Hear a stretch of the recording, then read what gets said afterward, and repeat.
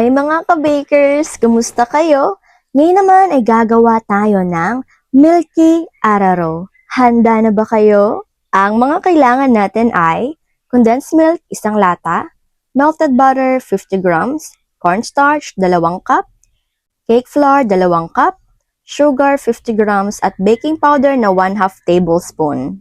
Inilagay na natin ang cornstarch, cake flour, condensed milk, melted butter. Haluin muna natin ito ng kaunti. Ilagay na natin ang baking powder. Atin muna natin itong haluin. Pwede na nga pala nating ilagay ang asukal dito. Hindi ko na nga po pala na videohan. Pasensya na po mga ka-bakers. At ngayon naman po ay atin na po itong hahaluin ulit.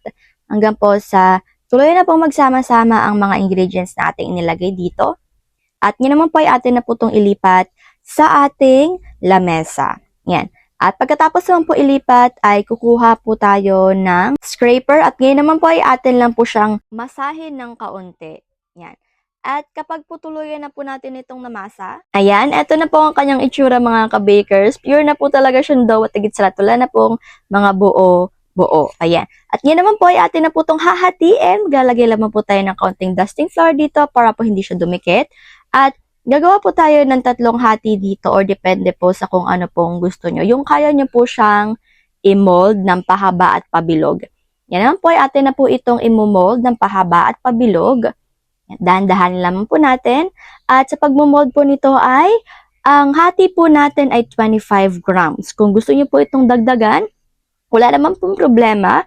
Or kung gusto nyo po itong bawasan ay kayo na rin po ang bahala. At syempre, eto na po siya kapag tapos na napaka-cutesy. Pero wait, there's more. Atin na po itong papabilugin sa ating plancha na may mantika. Yan. Ang atin lang po gagawin dito ay atin po siyang lalagay sa ating kamay at yung parang sa gitna po ng ating kamay, atin po siyang papabilugin. At lalagyan po natin ito ng maliit na butas sa gitna. Hindi naman po dapat na tatagos hanggang po sa kabila, kundi yung very sakto lamang po ang lalim niya. Wag lang po mabutas. Okay, dokes? At syempre, eto na nga po ang kanyang itsura lahat mga ka-bakers na napaka-cutesy naman talaga at napaka-yummy na talaga. Atin na nga po itong iluto sa ating oven. Abay, anyways nga po ang ating oven temperature sa taas ay 200, sa baba ay 200 at ang baking time ay 10 to 12 minutes lamang. After 10 to 12 minutes ay eto na po, luto na po ang ating Milky Araro at wag po kayo mag-alala dahil luto na po talaga yan. Lang lamang po talaga ay napakatisay. Kaya no worries po mga ka-bakers. Ayan, eto na po talaga ang ating finished product na sobrang yummy.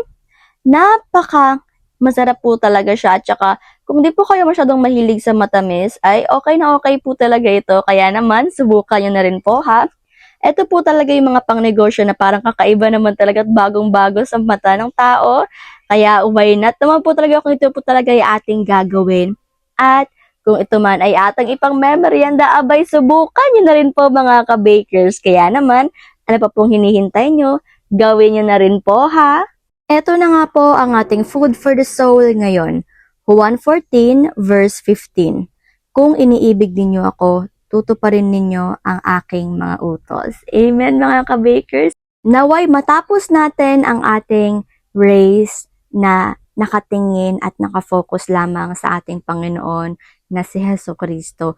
Nawa ay hindi tayo mawala ng pag-asa at sundin natin ang kanyang mga utos hanggang sa tayo ay nabubuhay dito sa mundo. Alrighty? Bagay na bagay talaga sa akin na yun mga ka-bakers. Kailangan ko talaga yun. Kaya naman po hanggang dito na lang po muna. Ako paalam muna. Take care at higit sa lahat ay God bless.